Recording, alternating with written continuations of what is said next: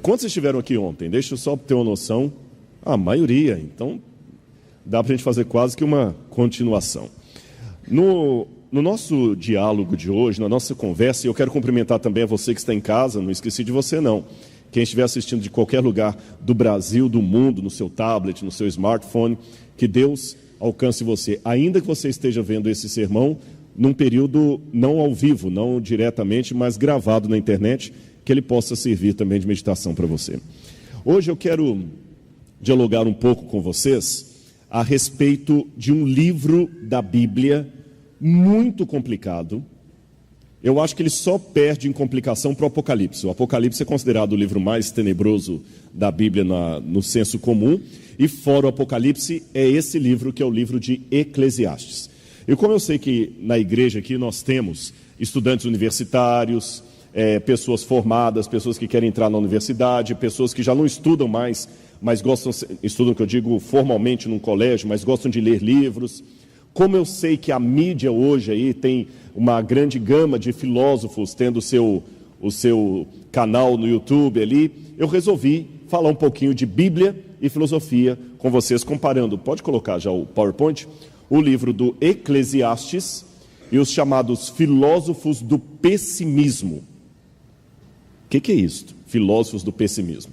Vou explicar daqui a pouquinho para vocês o que é o Eclesiastes e o que são os filósofos do pessimismo. Só para começar, abra a Bíblia comigo no livro de Eclesiastes.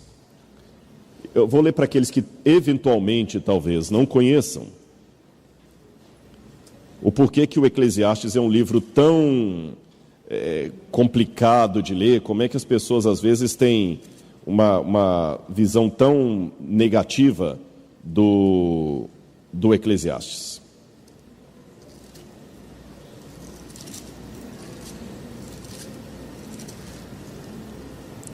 Olha o que ele diz aqui, por exemplo, Eclesiastes, capítulo 4, versículo 1. Diz assim: Vi todas as opressões que se fazem debaixo do sol. Vi as lágrimas dos que foram oprimidos, sem que ninguém os consolasse. Vi a violência na mão dos opressores, sem que ninguém consolasse os oprimidos. Pelo que tenho por mais felizes os que já morreram, mais do que os que ainda vivem. Olha bem, são mais felizes os que morreram dos que os que ainda vivem. Poxa, que livro é esse? Parece que é um convite ao suicídio. Uma vez alguém até falou, essa história que eu vou contar, às vezes ela é atribuída a Kafka, que é um escritor alemão muito famoso, também é um filósofo pessimista, às vezes é colocada ao Eclesiastes. Que um jovem uma vez chegou para um teólogo e falou assim: olha, eu estou lendo o livro do Eclesiastes e não estou entendendo. Aí o teólogo falou com ele: ainda bem que você não está entendendo, se estivesse você suicidaria. Que é um livro pessimista. Melhor é a casa onde tem luto do que a casa onde tem banquete. Tudo é vaidade. Que livro pessimista.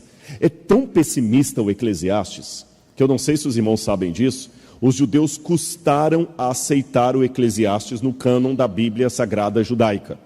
E os cristãos também tiveram severas restrições. Por pouco, o livro de Eclesiastes não faria parte da nossa Bíblia. E os filósofos pessimistas, o que são eles? Filósofo pessimista é um termo técnico, ou filósofos trágicos, que se dá para um grupo de filósofos que, a maioria deles ateus ou céticos, que escreveram com tanto pessimismo sobre a vida, que quem estuda filosofia já sabe, esse aqui é um filósofo trágico. Os dois paladinos dos filósofos pessimistas são Nietzsche e Schopenhauer. Eu sou fascinado pelos filósofos pessimistas. E como eu falei ontem, saúde para quem espirrou. Não era para você. É melhor falar saúde. Sabe de onde que vem esse negócio de saúde? Você vê como é que a gente pega...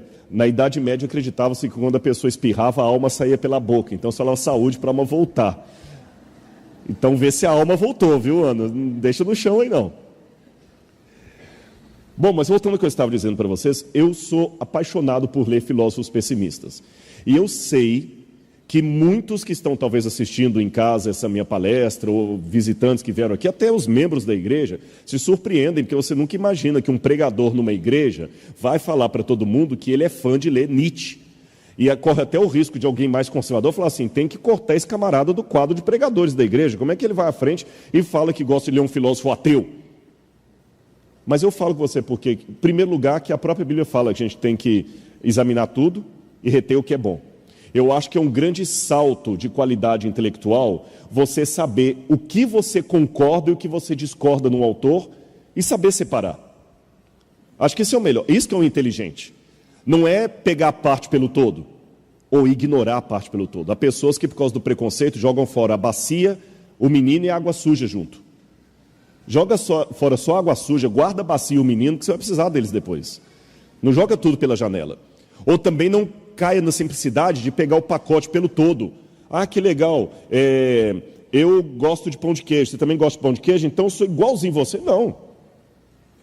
Ele tem gostos diferentes, de repente ele não torce pelo mesmo time que eu, ele tem uma preferência política diferente da minha. Entendem a questão?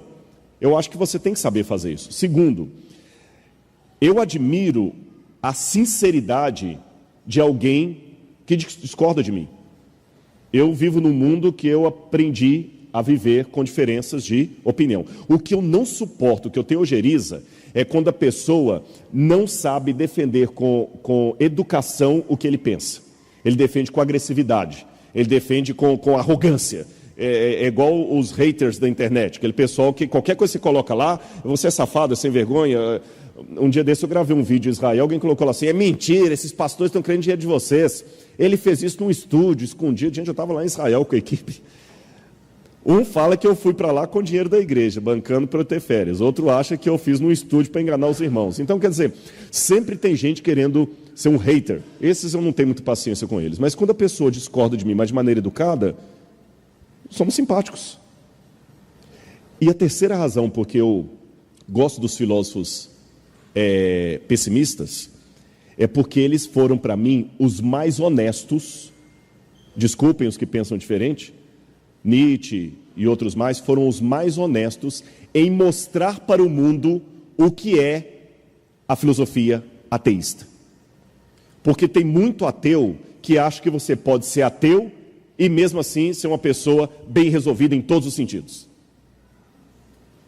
E quando eu leio o Schopenhauer, ele fala assim, olha, eu sou ateu convicto e digo, sem Deus o mundo é uma desgraça. Porque a maioria pensa diferente. Falei alguma besteira aqui? Não, né? É porque eu vi uma reação ali.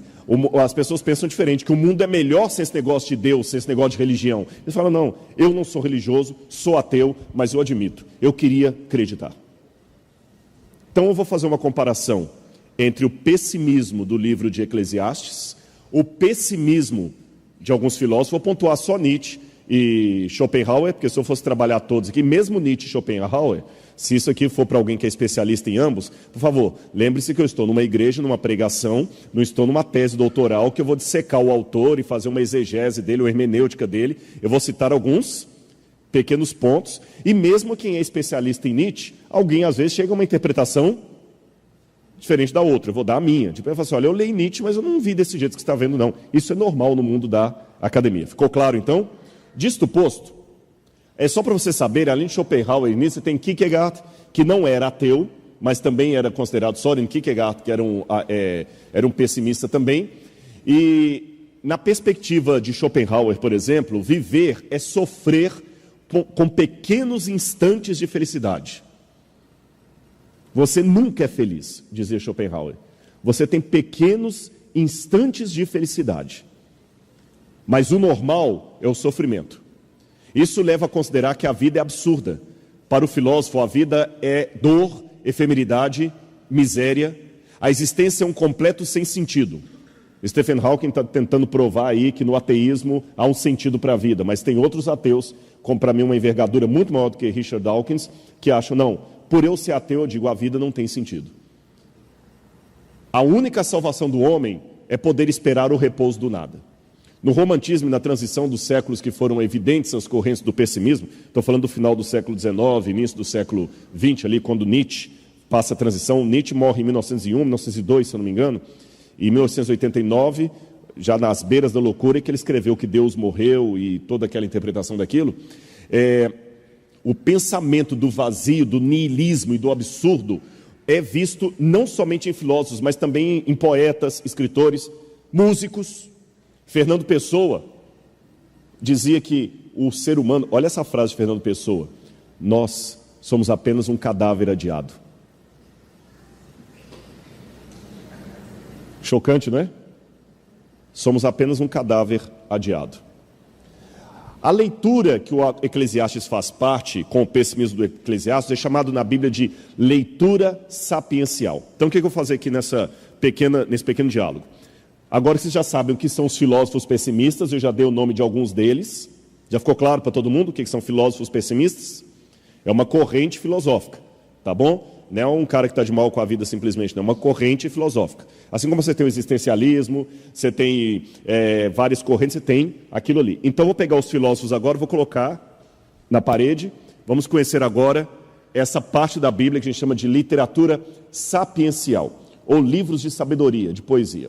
A literatura sapiencial é um estilo literário da antiguidade que tem instruções e conselhos práticos para o dia a dia. É um manual de instruções. Sapiencial vem de sabedoria. Tiago, capítulo 1, verso 5, já está o texto lá. Segundo a Bíblia, se alguém tem falta de sabedoria, peça a Deus, e Ele a dará, porque é generoso e dá com bondade a todos. Se você pedir sabedoria a Deus, Ele vai te dar. Então, na Bíblia, a sabedoria não é algo que você nasce com ela, é algo que Deus lhe dá, é um dom. E sabedoria não é uma coisa que Deus pode dar apenas para uns e não para outros. Ele dá para quem quiser mesmo.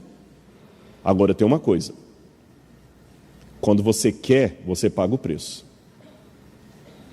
Entende? Se você quer mesmo, você paga o preço. Que quem quer, dá um jeito, quem não quer, dá uma desculpa. Então, quando fala que Deus dá sabedoria, não é aquela sabedoria budista de Siddhartha Gautama, que você fica apenas um dia meditando debaixo da figueira e já sai sábio. E passa em qualquer vestibular da FUVEST, aqui no Rio da UFRJ. Da RFJ, UFRJ. Hã? Na PUC, qualquer um, né? Qualquer um, né? Seria tão fácil assim, né? Chegar, passou debaixo da figueira, chega lá, já passa o vestibular. Não é assim. Você tem que estudar. Então, Deus vai dar a sabedoria. Qual foi a frase que eu falei? Quem quer, dá um jeito. Quem não quer, dá uma desculpa. Tá bom? Continuando. Deixa eu falar para vocês um pouquinho, então, da sabedoria no Oriente Médio. Que a Bíblia, esse livro que está na minha mão aqui, ele não foi escrito no aterro do Flamengo. Ele não foi escrito em português. Ele foi escrito em aramaico, hebraico e grego. E ele traz, a princípio, uma cosmovisão de um mundo oriental, um mundo diferente do meu. Lá no Oriente Médio, por exemplo, aqui se um rapaz está apaixonado pela moça, não tem flores aqui, ele dá um buquê de flores para ela. Para uma moça do Oriente Médio, um buquê de flores seria ofensivo, porque a flor é o símbolo do que ele sente por ela, e no dia seguinte a flor murcha. Então ele tem que dar uma pedra, que a pedra é eterna. Você já viu que judeu, quando morre uma pessoa, ele coloca pedras em cima do túmulo? Então é um outro tipo de cabeça que eles têm. O que é a sabedoria para eles? Bom, em primeiro lugar, eles expressam a sabedoria como sendo a mesma coisa que o humor. O humor, o engraçado, o humor. Qual é a definição oriental de humor? Humor é o óbvio seguido do inesperado. Isso que é o humor. O óbvio seguido do inesperado. Vamos supor que vocês são alunos secundários de uma escola de ensino médio. Tudo adolescente. Adolescente ri de qualquer coisa. E eu sou aquele diretor chato, tipo o diretor Skinner do Simpsons, que ninguém suporta. E eu estou aqui falando e dando uma bronca em todo mundo, daqui a pouquinho eu escorrego, cai sentado no chão com o pé para cima. O que vai acontecer? Todo mundo vai rir. Por que vão rir? Óbvio, seguido do inesperado. Se escorregou, é óbvio que tem que cair, seguido do inesperado. Você nunca esperaria que aquilo iria acontecer. A piada não é justamente isso? O cara começa a contar uma piada. Olha, havia 2 portugueses. Não, isso é lusofobia. Havia 2 japoneses, um chamado Joaquim e outro Manuel.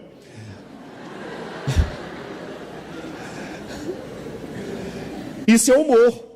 É o óbvio seguido do inesperado. Você nunca espera que a história vai terminar daquele jeito. Entenderam o que é o humor? E o que é a sabedoria? A mesma coisa. É o óbvio seguido do inesperado, aquilo que você nunca espera. Mas é o óbvio. Por que kamikaze usa capacete? O teu piloto kamikaze, aquele que vai com o avião lá, para que ele usa capacete? Você vai morrer. Não é? Querem saber? Ah, não querem não? Então tá bom. Continuando aqui o que eu estava dizendo. Hã? Tá bom. Lembra que o humor e a sabedoria estão ali. O que é sabedoria? O óbvio seguido do inesperado. Se um camarada bater com um avião, o capacete não vai proteger a cabeça dele. Ele não está de moto, ele está de avião. O capacete é para comunicação com a base. Por isso que a kamikaze usa capacete. É óbvio ou não é? Mas você esperava que era esta a resposta? O humor e sabedoria. Uma vez um rabino estava com os alunos e perguntou assim: o que vocês preferem? Um cavalo veloz ou um cavalo pangaré quase parando? Todo mundo falou assim: um cavalo veloz. E o senhor, professor? Depende. Depende de quê? Se eu estou do lado certo ou do lado errado da estrada. Se eu estou do lado errado, um cavalo veloz é uma desgraça, porque quando eu vi que estou errado, eu já estou muito longe. O óbvio seguido do inesperado. Agora é interessante que, quando eles iam colocar isso nos textos, principalmente na Bíblia, eles não colocavam em forma de tese, como a gente escreve. Quando eles iam falar uma coisa muito séria, eles usavam a poesia. Olha que interessante. Eu não sei se tem gente da área de letras aqui, mas no Ocidente, no Brasil, a gente pensa em poesia geralmente em romance. No Oriente Médio, a poesia e a música por tabela... Não é para tocar agora. Não é só... A música por tabela não era apenas o lado romântico, que é o que mais desperta, emotivo, era o lado intelectual. Por quê? A poesia e a música que eles colocavam na poesia era a melhor maneira que eles tinham de fazer um auditório que não tinha acesso à literatura decorar a mensagem. Então olha que interessante, se eu estivesse vivendo nos tempos bíblicos e estivesse dando um sermão para vocês aqui, eu falaria em prosa. Quando eu parasse de falar em prosa e começasse a falar em poesia, na hora, espera aí que isso é importante. Porque começou a falar em poesia. E se aquela poesia fosse cantada, aí que todo mundo prestava atenção, que é algo para você decorar. A maioria das pessoas não sabiam ler nem escrever. Então o acesso que elas tinham informação através da memória. Por isso que os livros de sabedoria eram colocados em forma de música e poesia. E a poesia não era rima nem métrica. Era paralelismo. Era paralelo. Não é batatinha quando nasce e se esparrama pelo chão. Não, como é que é? É isso mesmo, né? Mamãezinha quando dorme põe a mão no coração. É o contrário? Mamãezinha quando esparrama pelo chão põe a batatinha no coração. É mais ou menos isso aí. Entenderam então o ponto? Eles trabalhavam com paralelismo. Bom, eu quero terminar meu sermão aqui 9 horas. Tudo bem? Posso então brincar com vocês um pouquinho de Bíblia? Vamos conhecer a Bíblia? Querem? Porque eu falei dos filósofos pessimistas, vou falar do Eclesiastes, depois eu vou juntar os dois. Mas como professor eu quero que você saiba bem o que é um e o que é outro. Então vamos brincar um pouco com o texto bíblico? Olha, por exemplo, o Salmo 115, 4 a 7. Isso chama-se elipsis. Salmo, elipse. Elipsis é grego. Salmo 115, 4 a 7. A elipsis, eu vou explicar a vocês o que é. É quando eles colocam a música ou a poesia assim. O cachorro e a cadela. O galo e a galinha. O pombo. Aí o que você está esperando? A pomba, mas eu não falo de propósito. O fato de eu não falar produz na sua mente... Gente, eu estou falando do Oriente Médio antigo, não estou falando que esse é o método que se usa hoje. Produz na sua mente uma necessidade de completar a frase. Aquilo ajuda na memorização. E muitos salmos usam essa técnica. Olha esse aqui, por exemplo, do 4 ao 7. Prata e ouro são os ídolos deles, obra das mãos de homens. Tem boca e não falam, tem olhos e não veem, tem ouvidos e não ouvem, tem nariz e não cheiram, tem mãos e não apalpam, pés não andam. Aí fala assim, garganta, som. Aí o tradutor colocou assim, nenhum som sai da garganta. Mas no hebraico está assim, garganta, som. O que está faltando? Tem garganta, mas não tem voz. Ele de propósito não colocou a palavra, chama-se elipse. Não colocou de propósito, não é que ele esqueceu que a música ficou incompleta. É porque na hora a pessoa vai fazer e aquilo ajuda a memorizar. O Salmo 51, que é o Salmo de Davi, mostra bem a poesia. Abra sua Bíblia no Salmo 51. Quando você lê corrente assim, você não vê poesia aqui, mas a poesia hebraica é sempre paralelo de ideias, não é rima. É como se eu falasse assim, a menina era bonita e inteligente, uma garota esperta e charmosa. O que vocês perceberam?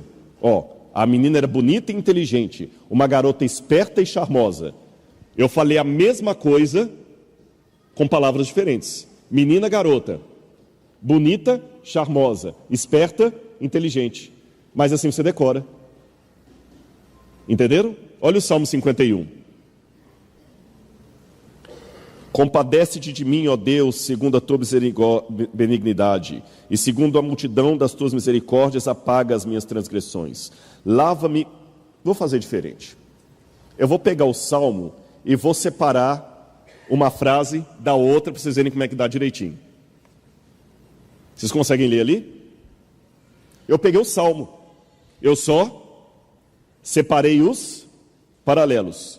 Olha como é que é a mesma coisa. Eu vou falar a parte em vermelho, vocês falam a parte em negro, em negrito. E preste atenção se nós não estamos falando da mesma coisa com outras palavras.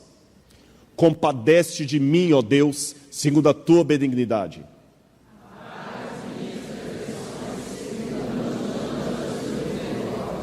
Lava-me completamente da minha iniquidade, pois eu conheço as minhas transgressões. Contra ti somente pequei,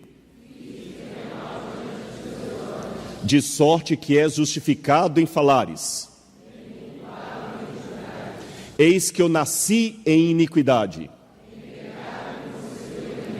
Eis que desejas que a verdade esteja no íntimo. Purifica-me com esopo e ficarei limpo. Faze-me ouvir júbilo e alegria. Esconde o teu rosto dos meus pecados. Perceberam? Isso é sabedoria. A Bíblia se preocupa com a didática. Eu podia dar outros exemplos mais para vocês. As instruções de Amenemop, por exemplo, no Egito, mostram que outros países vizinhos a Israel nos tempos bíblicos também tinham livros de sabedoria. Lembra que a sabedoria se expressava pela música, pela poesia. Às vezes tinha prosa também. O livro de Amenemop, que é esse pergaminho que vocês estão vendo aí, tem passagens que são idênticas à da Bíblia. Por exemplo, Provérbios diz assim: inclina o teu ouvido e ouve as palavras dos sábios, e aplica o teu coração ao meu conhecimento, porque te será agradável se o guardares no teu íntimo, se aplicares todas elas aos teus lábios. Aí você vai no texto egípcio, está lá: dá teu ouvido e ouve o que te digo, e aplica o teu coração para aprender. E é bom para ti para colocá-los no teu coração. Deixe-os descansar no cofre do teu ventre, para que possam atuar como um pino sobre a tua língua. Tem muitas passagens da Bíblia que são encontradas ali. Aí tem aquela questão, mas será que foi a Bíblia que copiou Amenemop ou Amenemop que copiou Salomão? Eu acredito que foi o do Egito que copiou Salomão, pela datação. E Salomão, ele casou entre várias pessoas com uma rainha, uma princesa do Egito. Então o Egito teve contato com a sabedoria de Salomão. Lembra que a rainha de Sabá, que veio da Etiópia, foi lá para conhecer Salomão. Parece que os provérbios de Salomão chegaram até ao Egito. Provérbios 31, que fala da mulher virtuosa, tem um acróstico. Cada verso do provérbio começa com uma letra do alfabeto hebraico. Aleph, Beit, Gimel, Dalet. Cada verso começa com uma letra do alfabeto hebraico, direitinho. Então são formas que a Bíblia tem de ajudar a decorar o texto. Agora, para terminar essa parte aqui, vamos entender em que bolsão da Bíblia estão os livros de sabedoria. Está claro para todo mundo? Os que são visitantes estão vendo? Agora eu vou mostrar a você como é que a Bíblia está formatada. Porque você vê a Bíblia no livro de capa preta aí, de Gênesis, Apocalipse, e tem gente que fala comigo assim: Rodrigo, é difícil ler a Bíblia. Você que tem em casa, às vezes também tem essa dificuldade. Que eu começo a ler, eu não entendo aquele arranjo dos livros. Eu preferi uma coisa de A a Z. A Bíblia está arranjada por temas. A Bíblia, na verdade, é uma coleção de 66 livros, segundo o cânon protestante e evangélico, 66 livros. A Bíblia católica tem alguns livros a mais, são os deuterocanônicos, o que os protestantes chamam de apócrifos. E essa coleção de livros da Bíblia, Bíblia significa coleção de pequenos livros, ela pode ser arranjada como se fosse uma estante mesmo. Os 5 primeiros livros da Bíblia, estão lá em cima, ó, Gênesis, Êxodo, Levítico e Números, são os livros de Moisés, a lei de Moisés. São os livros da lei, que contam a história da origem do mundo. Depois vem Josué, Juízes, Rute, que conta a história do povo de Israel antes da monarquia. Aí depois você tem Samuel, Reis e Crônicas, que conta o período da monarquia de Israel e da destruição pelos babilônios. Depois vem Esdras, Neemias e Esther, que conta o período do fim do cativeiro babilônico e o início da reconstrução dos muros de Jerusalém. Então você tem ali, ó, os 5 primeiros livros da lei de Moisés, os próximos ali são livros históricos, que contam a história de Israel. Depois você tem o livro de poesias ou os livros de sabedoria, que é Jó, Salmos, Provérbios, Eclesiastes, vamos estudar, e Cantares. Depois começam os livros dos profetas, profetas maiores e profetas menores. Aí vem o Novo Testamento. Os 4 primeiros são os evangelhos, contam a história de Jesus. O livro de Atos, que está isolado ali, história da igreja cristã. Depois os verdes ali são as cartas do apóstolo Paulo, a seguir outras cartas e finalmente o livro do Apocalipse. Então nós vamos nesse momento aqui pensar da prateleira de cima o livro de Eclesiastes, que faz parte dos livros de sabedoria ou livros de poesia, como eu falei com vocês. Para recapitular, lembra que a poesia, em hebraico eles chamam de Hokmah, é algo que pode ser procurado, não nasce conosco. É uma habilidade adquirida, é mais do que a coleção de informações diárias. É saber como navegar em meio a estas informações. É a habilidade para tomar decisões corretas. É descobrir o caráter de Deus nas coisas diárias e seguir o seu exemplo, agir como Deus agiria. Essa que é a visão bíblica de sabedoria. Ou seja, segundo a Bíblia, eu estou agora parafraseando, é lógico, estou criando um anacronismo. Informação você pega no Google, sabedoria você busca em Deus.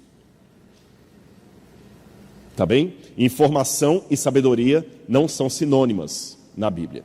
E o Eclesiastes, que em hebraico o nome dele é Kohelet, significa o livro do pregador. Kohelet é aquilo que eu estou fazendo aqui. Kohelet é um anunciador, é que fala assim: gente, venham, todo mundo, venha que eu tenho algo muito importante para dizer para vocês. Assentem-se, que eu quero conversar com vocês. É o Kohelet, é o pregador, o anunciador. É isso só que eles traduziram por Eclesiastes. Esse nome Eclesiastes é um nome cristão que foi dado para o livro. O autor provavelmente é Salomão. Alguns pensam que não é Salomão, porque tem algumas expressões no livro que parecem ser posteriores ao tempo de Salomão. É como se a Emília, do sítio do Capão Amarelo, tivesse um livro falando para o Pedrinho assim: eu vou deletar você do meu livro. Quando Monteiro Lobato escreveu aquilo, não tinha o verbo deletar. Mas isso significa apenas que um editor posterior pode ter feito algum arranjo das palavras de Salomão, juntado. Vocês sabem disso? Então isso acontece. Às vezes alguns livros são compilação, depois que o autor morre que a compilação é feita. Isso é normal. Aqui está a divisão do Eclesiastes. Salomão inicia no capítulo 1 colocando o problema, a mesmice do tempo. Depois do capítulo 1:12 até o 6, ele vai buscar uma solução para o problema do pessimismo. Ele não vai encontrar a solução. No capítulo 7, ele chega à conclusão que aquelas soluções que ele procurou não daram em nada. Então aí no capítulo 11 e 12, ele dá o desfecho final do livro, que é surpreendente. Para lembrar dos filósofos pessimistas, eu digo que do capítulo 1 até o capítulo 11, 90% do texto poderia ser escrito sob a autoria de Nietzsche ou Schopenhauer. 90%, uns 10% ali sai porque ele coloca Deus na jogada. Mas do capítulo 11 e 12 é onde ele vai divorciar, separar desses autores. Valeu a introdução? Vamos fazer agora a comparação dos dois, para ver qual é a novidade bíblica. E até, por favor, faça uma propaganda. Quando você estiver na Universidade Federal do Rio de Janeiro, na PUC, em qualquer lugar, fala assim, olha, professor, o senhor pode ser pessimista, achando que crente não tem cultura, mas pelo menos eu fui numa igreja lá que o cara pregou e falou de Nietzsche o tempo todo lá. E Schopenhauer, viu? Você pode falar que não tem, mas existe isso. Existe vida inteligente fora da sua sala de aula. Tá bom? Então é bom a gente saber, a gente tem que sair um pouquinho da nossa caixinha. O termo-chave que Salomão usa é o termo vaidade. Vamos ler aqui na Bíblia, Eclesiastes, capítulo 1, versículo 2. Abra sua Bíblia aí, Eclesiastes, capítulo 1, versículo 2. Tem uma Bíblia para visitante aí? Hã? Você vai começar. Arruma uma Bíblia de presente. Sabe por quê? E olha, como é que você sabia que eu ia dar uma Bíblia para você? Vamos fazer um trato? Você tem fé? Eu vou te dar uma Bíblia de presente. Não sei daqui eles vão arrumar, não. Agora você viu. Eu vou te dar uma Bíblia de presente. Eu vou assinar essa Bíblia para você. E um dia você vai vir aqui na frente e vai ler essa Bíblia para todo mundo ver que você aprendeu a ler. Fechado? Como é que é o seu nome? João Victor. João Victor. Sabe o que significa João Victor? João significa dádiva de Deus em hebraico e Victor significa vitorioso. Olha o significado do seu nome, hein? Depois eu vou assinar para você e você tem um desafio. Deus vai te dar o privilégio que um dia você vai, aqui nessa igreja, chegar no púlpito e vai ler um versículo da Bíblia. Tá bom? No final você conversa comigo. Tá bom? De nada. Na verdade, eu fiz caridade com o chapéu dos outros. Abençoei, exatamente. Você quer fazer uma oração comigo? Você acredita? Então vem cá. Vem cá. Sabe por quê? Rapaz, vem cá. Você quer que eu tire o sapato também? Deixa eu falar com você uma coisa. Tem muito, infelizmente, hoje, João Victor, faz de conta que ninguém está ouvindo a gente, não esquece o povo lá. Vou até ficar de costas para eles aqui. Infelizmente, no mundo hoje, existem algumas coisas, mesmo dentro das igrejas, que me chateiam. Às vezes tem preconceito, né? Você está sem graça porque você estava de coisa. Às vezes você chega de terno e gravata, o pessoal te trata de um jeito. Você chega de short assim, te tratam de outro.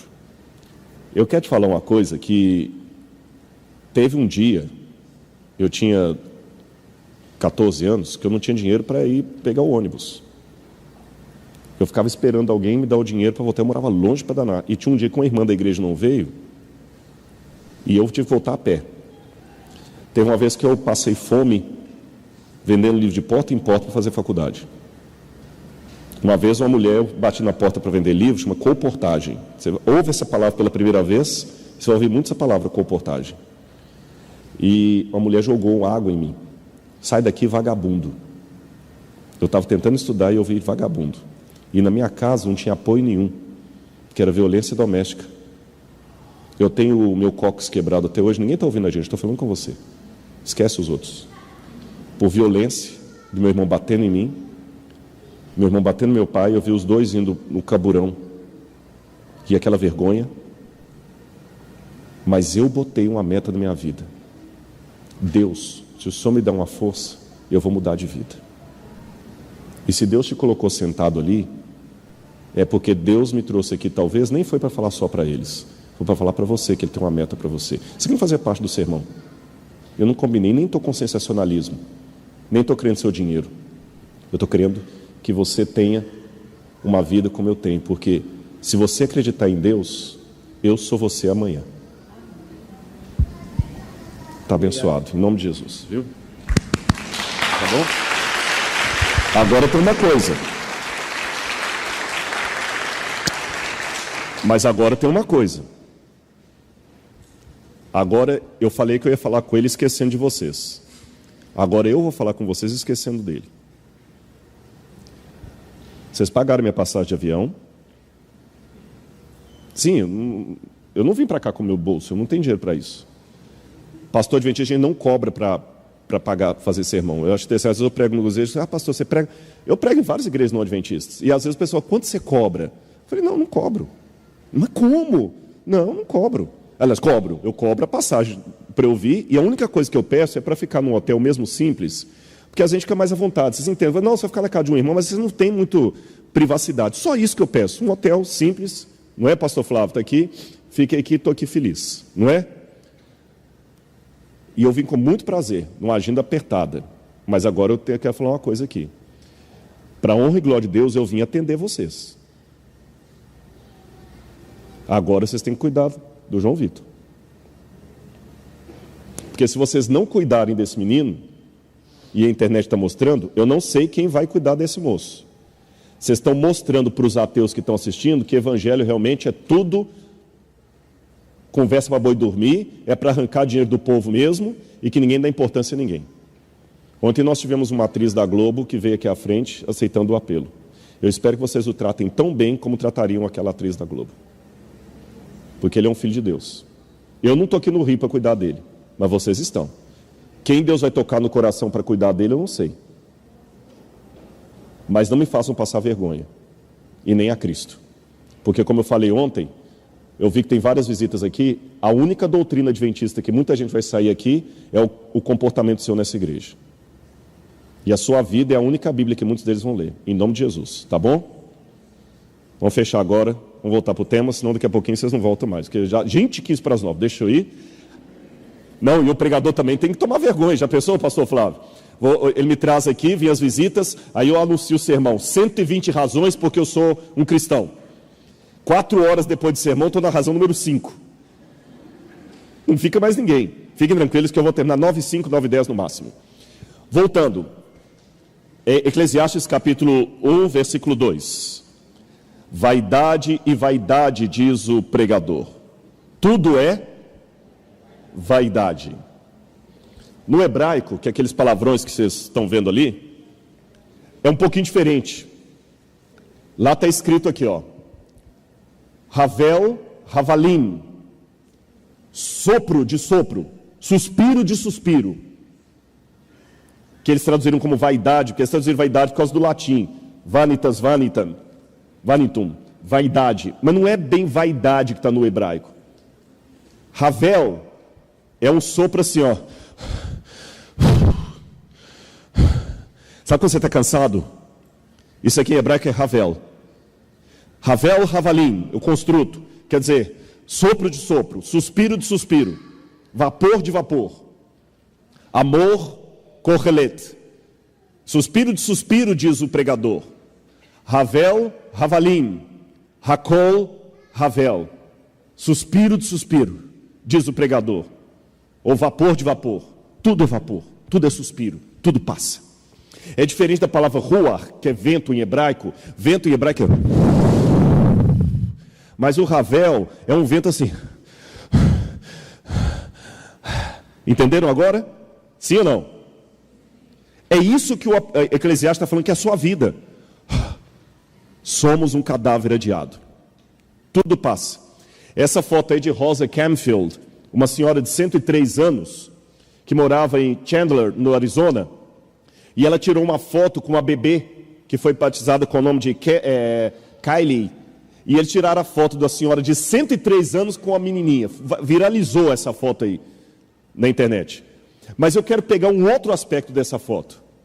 Essa senhorinha de 103 anos, que já não consegue mais andar, um dia foi um bebezinho como aquele. Correu, brincou, pulou. E aquele bebezinho, um dia vai ser, se não morrer antes, uma velhinha daquela. Ou seja, aqui eu vou voltar para os filósofos pessimistas. Por mais hoje que você esteja disposto, animado, correndo, pega ônibus, faz esporte, atleta, um dia, mais cedo ou mais tarde, a gravidade vai começar a funcionar. Você vai descobrir a gravidade de Newton, sem precisar estudar física.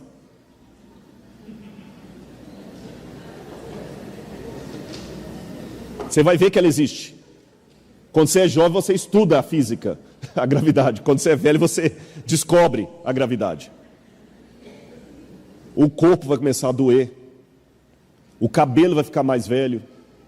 Vai ficar mais em branco. E você vai envelhecer. E mesmo que hoje você tenha um câncer, e eu faço uma oração aqui, e Deus cure o seu câncer, e você dê um agradecimento à igreja porque Deus curou o seu câncer, mas daqui a alguns anos você vai morrer de qualquer jeito. Até as curas, até os milagres são provisórios. Essa é a vida. Vamos ser sinceros. Agora um pouco do Nietzsche e do Schopenhauer, para alegrar ainda mais essa noite triste que nós estamos aqui. Traduzindo um pouco o Schopenhauer, a vida e a morte, o nascer e o morrer, é o maior jogo de dados que conhecemos. Ansiosos, interessados, agitados, assistimos a cada partida da vida, porque a nossos olhos tudo se resume a isso. É partida. Olha para mim aqui. Eu estou representando os filósofos pessimistas e o Eclesiastes. Mais cedo ou mais tarde, você vai enterrar alguém que você ama. Mais cedo ou mais tarde. Ou vai morrer antes deles. Desculpe-me, mas eu estou sendo realista com você. Seu pai, sua mãe, que são um dia, você vai enterrar um dos dois. Ou vai ser enterrado por eles. Você está preparado para isso? Não. Mas é a verdade. A natureza, pelo contrário, é quase sempre sincera e nunca mente. Porque ela contempla a partida com ar de indiferença. Não se preocupa com a morte e com a vida do indivíduo, entregando a vida do animal e também do homem, e a todos os acasos, não fazendo o mínimo esforço para o salvar. Nós, sem querer, esmagamos um inseto. Ai! E nem percebe que matou o bichinho. A lesma morre, necessita de todo o meio, mas ela não tem nem como se defender, não tem como fugir. Na verdade, nós não temos como escapar. A gente sempre finge que não vai morrer. Mas vai. Esse contexto sempre dirigirá a vida de todos os homens e levará para a morte, um fim do qual não há escapatória. Logo, enquanto estiver vivo, o homem estará sempre condenado a sofrer de alguma maneira, seja pela dor, seja pelo tédio, seja pela morte, que é o seu destino inevitável, e desta maneira, viver já é estar condenado ao desespero de uma existência miserável que culminará e acarretará uma vida deplorável. Nós já nascemos condenados. E olha, esses dias eu estava no elevador e tinha uma fila e tinha um senhor, né? Aí não, elevador, desculpa, foi no avião que aconteceu, não foi elevador. E estava todo mundo entrando, aí o senhor, pode? Eu falei, não, pode o senhor. Eu falei assim, vai que o avião cai, né? Ele falou, então pode ir primeiro. Eu falei, não adianta, mesmo que eu for primeiro, um dia vai cair para você também. Perceberam isso? É só uma questão de prazo. Um prazo que pode acontecer a qualquer momento. Cada minuto pode ser o último. A vida do homem não é mais do que uma luta pela existência com a certeza de ser vencida. Até o ateu, isso aqui eu brinco, o livro que eu escrevi, que vai ser lançado daqui a 3 meses, eu faço uma chacota até com os ateus, os niilistas. Eu desafio um ateu niilista viver pelo niilismo que ele prega. Imagina um clube de ateus, todos ali, seguidores de Michel Onfray, Richard Dawkins, os cavaleiros do Apocalipse ateísta, todos ali, né? Com aquela que Deus não existe, não sei o que, tal. Todos alunos de filosofia. Aí um deles chega e fala assim, olha, fui ao médico agora, eu estou com um câncer com metástase do mais agressivo, ele me deu 3 semanas de vida.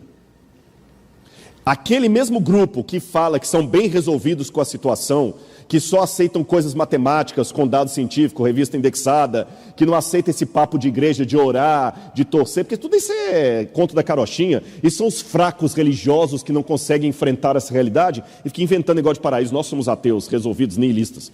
Aí um deles do grupo vai. Se eles forem fiéis ao niilismo, eles devem falar assim, você vai morrer?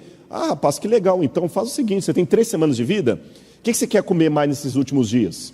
Eu posso fazer um pedido? Você não quer me dar aquele taco de golfe que você tem, já que você não vai usar mais, né? E olha, meu amigo, sua esposa é bem bonita, viu? Eu acho que eu vou ficar com ela. Vou aproveitar, olha, 3 semanas que ele te deu, rapaz, você quer ir para onde? Vamos fazer uma viagem então, para se despedir da vida, né? E ninguém vai chorar. É normal o curso da vida. Morrer é tão normal como ir ao banheiro, como dormir. Mas não. Nessa hora o niilismo vai embora, eles vão ficar assustados. E não vai chegar, não, calma, companheiro. Nós vamos juntos. Ele não vai falar de oração, ele não é crente, mas vai falar coisa análoga. Ele fala assim, não, calma, você vai sair dessa. Desculpa. Agora o niilista sou eu. Se não existe Deus, não existe oração, que patifaria é essa de você vai sair dessa? Você não conhece estatística, meu amigo? Ele está com câncer terminal. Por que você está mentindo para o cara? Fala a verdade. Vamos torcer por você. Que torcer?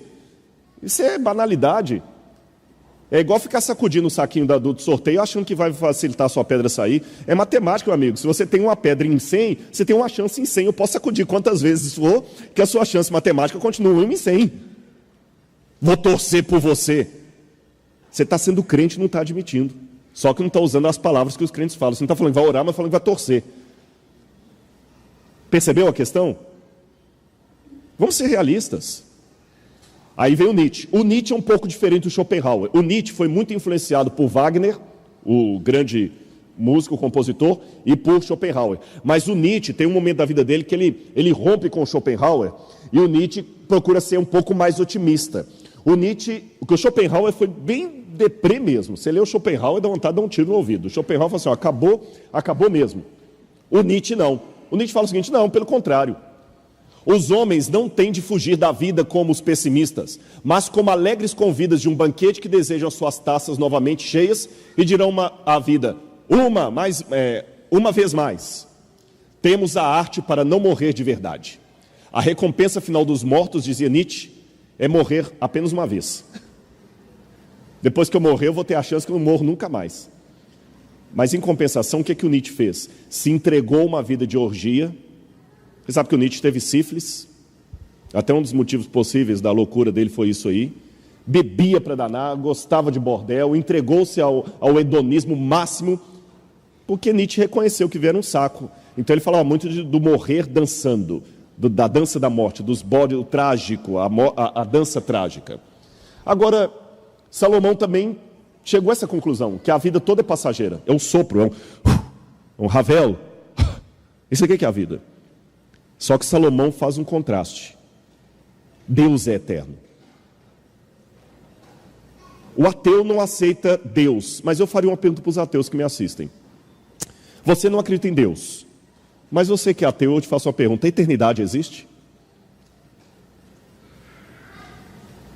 Eu nunca vi nenhum ateu discursando sobre a eternidade. Eternidade existe ou não? Sim ou não? O tempo começou, segundo Stephen Hawking e os físicos. O tempo começou no Big Bang. Não tinha tempo antes. Antes do Big Bang não havia tempo. O tempo começou. O tempo vai ter um fim?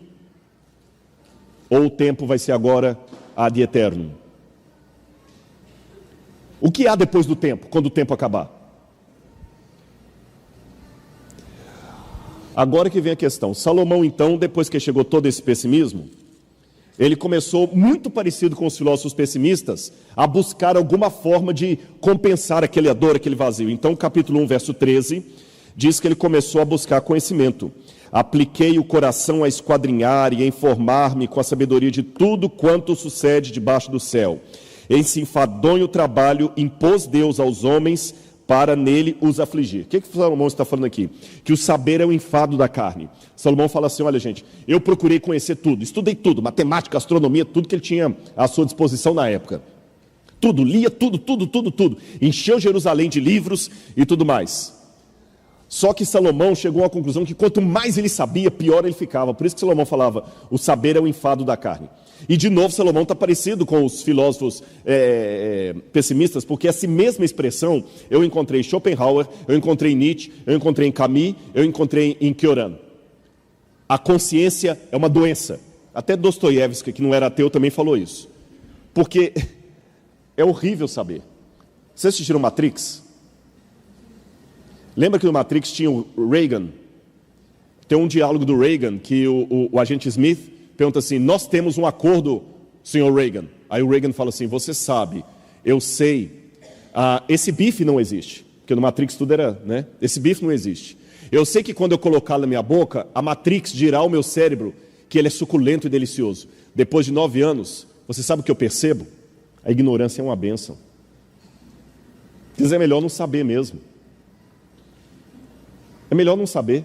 Porque quando você sabe todas essas coisas que eu li, eu confesso a vocês, é igual eu falei do Kafka, você tem que cuidar para não suicidar. Saber que tudo acaba. Olha o que diz também o Arthur Schopenhauer. Quanto mais claro é o conhecimento do homem, quanto mais inteligente ele é, mais sofrimento ele tem. O homem dotado de gênio sofre mais do que todos. Esse Wayne Luke escreveu um livro muito interessante sobre o problema que a sociedade hoje tem com o excesso de informação. E ele tem mostrado, vou passar um pouquinho mais rápido aqui por causa do tempo, que quanto mais sabemos, menos seguros nós ficamos. Quer um exemplo? Sabe quem tem mais medo de ir a médico? Outro médico. Que ele está na cirurgia, ele sabe coisas que eu, como leigo, não sei. Eu me entrego, vai. Principalmente quando é endoscopia. Ai, que delícia aquele negócio que eles põem. Não dá para fazer de novo, não? Dá uma sensação gostosa aquele negócio, né? Você está de boca aberta, é o negócio depois que você sai, você não pode dirigir. Mas você fala tanta bobagem. Ainda bem que as minhas bobagens todas deram para coisa de igreja. Eu fiquei feliz, viu? Eu tomei endoscopia uma vez, sendo no hospital, botando a mão na cabeça dos enfermeiros, orando. Graças a Deus que minha bobagem deu para esse lado aí. Mas a ignorância te protege. E hoje, com esse excesso de informação, a gente não está aguentando. Só para você ter noção, no século... o New York Times, hoje, tem mais informação do que uma pessoa adquiriria em toda a sua vida no século XIX, que morasse na Inglaterra. Até o final do ano estarão disponíveis mais de 3 bilhões de páginas na internet. Hoje existem no Brasil mais de 100 TVs a cabo, em diversas línguas, com diferentes especialidades. Há 100 anos, havia 200 revistas científicas indexadas no mundo. Hoje tem mais de 100 mil. Todos os anos é produzido 1,5 bilhão de gigabytes de informação impressa. Se essa informação fosse dividida para as pessoas, cada um tinha que ter um computador de 7 computadores pessoais em casa. Até o final do ano estarão... o excesso de informação já produziu até mesmo a versão atualizada de hipocondríacos, são os cybercondríacos. Pessoas que não estão aguentando mais, e verdade, você não aguenta mais tanta informação, é tanta coisa que tem que conhecer. A maioria dos sintomas hoje são sérios.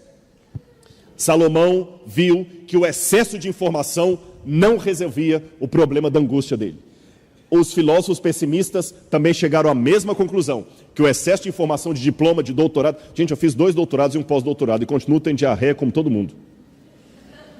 Pelo contrário, o que você mais sabe depois disso é o tanto de coisa que você não sabe. Se o pastor falava, Rodrigo, você pode vir aqui na igreja? Posso. É porque ele já sabe a área que eu falo. Você fala assim, faz um sermão aqui sobre psicologia do adolescente. Fala, não, desculpa, de jeito nenhum, não atrevo nem a abrir a boca. Você entende a questão? Aí Salomão, quando viu que não dava certo com o conhecimento, e os filósofos pessimistas também, Salomão tentou uma outra coisa: hedonismo, prazeres. Aí o livro de Eclesiastes fala que ele tentou tudo: acumular riquezas, posses, mulher, bebida, tudo que ele podia, tudo. Salomão teve não sei quantas concubinas e amantes, ele teve sexo com mulher de tudo enquanto é jeito. E provavelmente, até com homens. Porque o livro Patriarcas e Profetas e Reis diz que ele começou a ter até tendências efeminadas. Aliás, desculpem, eu espero que eu não receba agora nenhum processo e seja acusado de homofobia, mas eu tenho cá as minhas dúvidas, não sou psicólogo, se o excesso de casos de homossexualismo que nós estamos tendo hoje são casos reais de homossexualidade ou é modismo, porque o público já cansou, o sexo ficou tão banal que agora sexo com pessoa do mesmo sexo já perdeu a graça, agora tem que ser com o dia que ficar... porque, por exemplo, na Europa, agora já tem gente defendendo sexo com animais.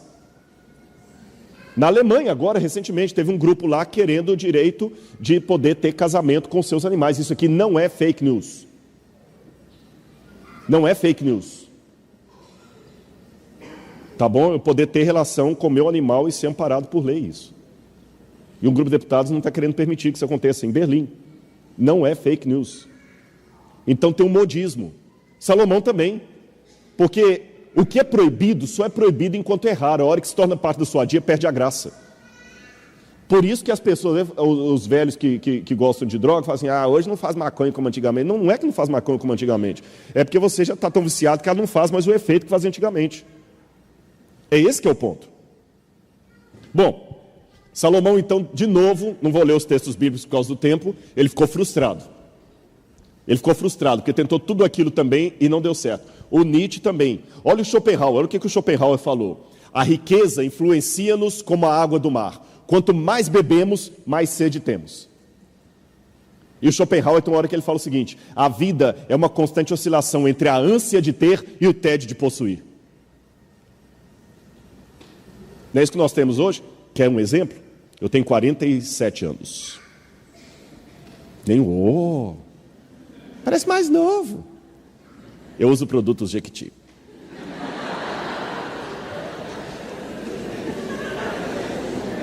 Se isso virar meme, eu tô lascado. Hoje tem que cuidar, tudo falando para a internet vira meme. Mas pelo menos vocês viram, prestar atenção. Quando eu era criança, um chicabom era uma delícia dos deuses. Hoje, se eu der um chicabom para uma criança aqui, ele com a metade joga fora. E nem liga. Quando eu era criança, a gente não podia comer uma coisa perto de criança, a criança ficava assim, ó. Até eles falavam que aguava. Tá de mim, ficou aguado. Não tinha esse negócio de ficar aguado? Hoje, para eles, eu não tenho essa graça. Por quê? Porque quando eu era criança, era muito raro você comer um chocolate. A mãe partia um pedacinho. Depois do almoço, um pedacinho. A casa bombom garoto em cima do guarda-roupa. Quantas sessões de terapia você não teve que resolver esse problema? E sempre chegava o seu irmão e pegava o serenato de amor, que era maior, e você ficava com aquele pequenininho. Hoje, como não tem mais isso, a criançada de hoje não tem mais o prazer com a comida que a gente tem. Mas, em compensação, estão mais acima do peso do que nós. Enfado da carne, enfado dos prazeres. Salomão percebeu isso, Nietzsche também percebeu. Eu falei com vocês que o Nietzsche terminou também frustrado. O dinheiro é bom, mas vocês sabem que tem um limite do dinheiro? Uma universidade americana, ela fez um estudo lá, eu não vou delongá-lo aqui, que tem um limite do dinheiro, mesmo que você fique rico, se você ultrapassar aquele limite, você não consegue ter mais satisfação, pelo contrário, corre-se o risco de você ter mais e começar a se sentir menos realizado. E são estudos acadêmicos com revista científica produzida. O estudo mostra que assim que as pessoas atingem certo patamar financeiro, um aumento de renda tende a ser associado a uma satisfação reduzida com a vida e um menor nível de bem-estar. É porque é o seguinte, você ir à loja e querer comprar dois blazers, mas se o dinheiro só dá para levar um que você ficou juntando o mês todo, te dá uma satisfação. Você trouxe um, ficou feliz porque você lutou, você passou o mês todo querendo aquele blazer. E voltou já pensando em juntar dinheiro para comprar o outro. Mas na hora que eu passo a loja, eu posso comprar os 10 blazers, se eu quiser a loja toda, aquele prazer você não tem mais da conquista. É o tédio de possuir. Bom, agora eu termino meu sermão dizendo onde Salomão e os filósofos nihilistas, os filósofos pessimistas, trágicos, se afastam. Que até aqui, se eu ler Salomão, Nietzsche, Kafka e Schopenhauer, eu não vejo muita diferença, a não ser que Salomão fale de Deus, eles não. Agora eles se afastam, sabe por quê? Eclesiastes capítulo 3, versículo 11. Eclesiastes capítulo 3, versículo 11. Salomão admite uma coisa que os outros não admitiram. Tudo fez Deus formoso no seu tempo. Também pôs a eternidade no coração dos homens. A palavra eternidade no hebraico é olam, haolam.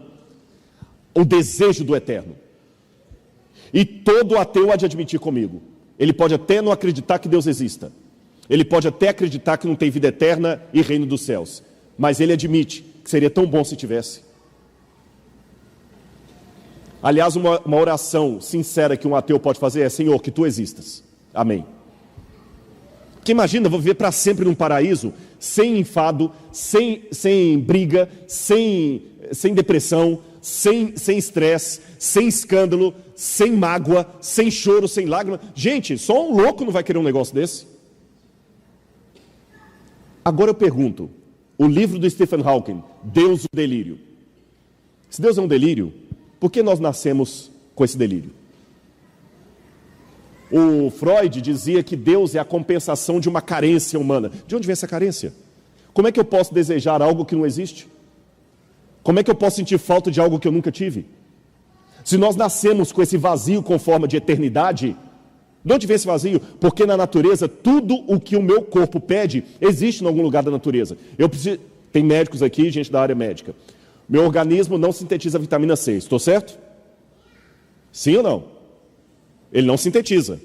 A vitamina C está fora do organismo. Mas se meu organismo tem necessidade da vitamina C, é porque ela existe em algum lugar na natureza. Se eu nasço com o órgão reprodutor masculino e tem necessidade de um outro órgão reprodutor feminino, é porque ele existe. Se eu nasço com pulmões que precisam de oxigênio, é porque o oxigênio existe. Tudo o que o organismo precisa, de questões físicas e emocionais. Não são só as físicas. Existe. Eu tenho necessidade de afeto, existe o objeto do afeto. Eu tenho necessidade de Deus, Deus não existe. Então, de onde vem esse vazio? Salomão admitiu que existe algo que corresponde a esse vazio. Aí, por isso que aquelas coisas que nos abandonam mais cedo ou mais tarde, para Salomão não é um problema, porque tudo isso aqui é provisório. Tudo aquilo que vai me abandonar, a fama, a juventude, que um dia a juventude vai te abandonar, a fama vai te abandonar. Mas isso é provisório. Podem essas coisas que terminam em desaparecimento ser o bem real de nossa alma? Não. Eclesiastes 9, versos 6 a 7. Salomão fala: aproveita a vida. Come, bebe. Tudo com moderação, é claro, não vai comer igual um louco. Curta a mulher da sua juventude, ele fala. Sabe por quê, Salomão disse? Porque essas coisas boas que você tem aqui não são apenas provisórias e passageiras, como eu diria na filosofia pessimista. Elas são, agora vem a visão bíblica, a degustação que Deus lhe permite ter em meio ao sofrimento, para que você saiba o banquete que Ele está se preparando no céu.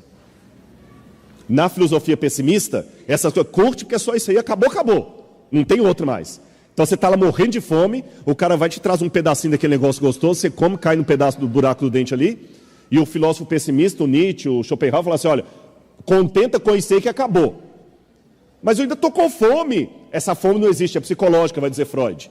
Essa fome que você está tendo é a necessidade de uma comida que não existe. Tá, mas eu tinha um buraco no dente, ainda estou com dor de barriga, estou com fome. Aí vem o Schopenhauer e fala assim: admita a dor de barriga e fica agonizando no chão, porque é isso mesmo. Aí vem o Nietzsche e fala assim: não, faz o seguinte, começa a dançar igual um louco e fingindo que a dor não existe. E Salomão fala assim: não, meu amigo, o contrário, discordo deles. Aproveite esse gosto e deseje-o mais, porque ele é apenas uma degustação. O banquete ainda não foi servido. E aí eu termino com uma colocação do Dostoiévski,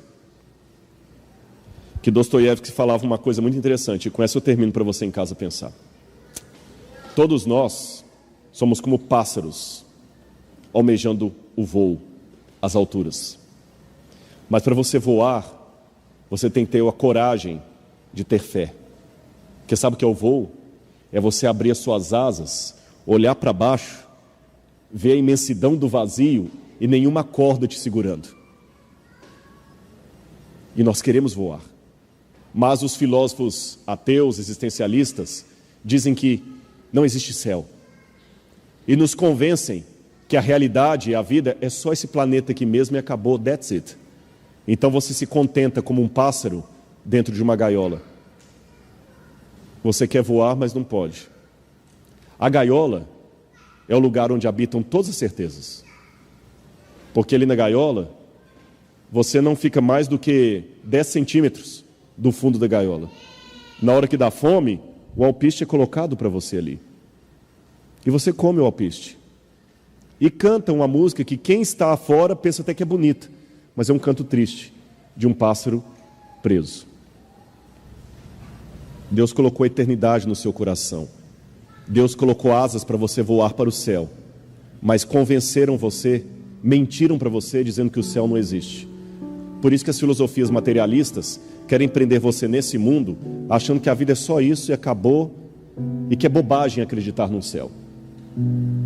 Aí você fica pessimista, comendo o seu alpiste, cantando para o seu dono, na certeza de uma gaiola existencialista que lhe fecha para algo muito melhor. Por isso que Salomão falou: eu posso ter começado como um pessimista, mas eu não termino meu livro como um pessimista. De tudo o que se tem dito, conclui Salomão, a suma é: teme a Deus e guarda os seus mandamentos, porque este é o dever de todo homem, porque Deus há de trazer juízo a todas as obras, quer sejam boas, quer sejam más, até as que estão escondidas. Com todo respeito aos meus amigos ateus, céticos, você pode até se contentar com a gaiola. Esse pássaro aqui preferiu voar. Que Deus abençoe cada um de vocês. Amém.